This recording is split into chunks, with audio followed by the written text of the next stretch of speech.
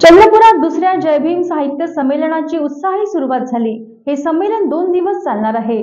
देशभरातील आंबेडकरी साहित्यिक आणि विचारवंत संमेलनात सहभागी होणार आहेत।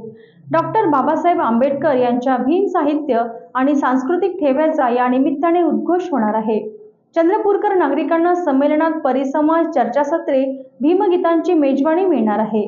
संमेलनाच्या अध्यक्षपदी ज्येष्ठ साहित्यिक उत्तम कांबळे असून समाजात एकाकी पडलेल्या विचाराला कलाकार आणि साहित्यिक ऊर्जितावस्था प्राप्त करून देत असल्याचे विचार त्यांनी अध्यक्षीय संबोधनातून व्यक्त केले।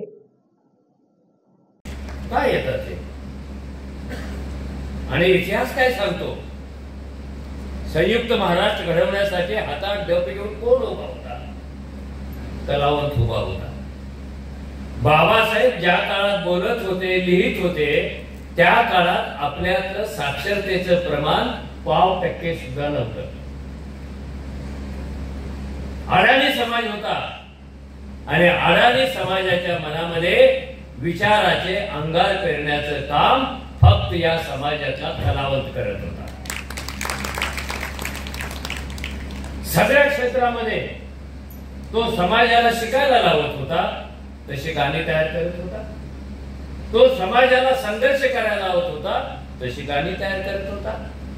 तो समाजाला संघटित व्हायला शिकवत होता, तशी गाणी, तशी नाटकं, तशी शायरी, तसे पोवाडे, तशा नकला।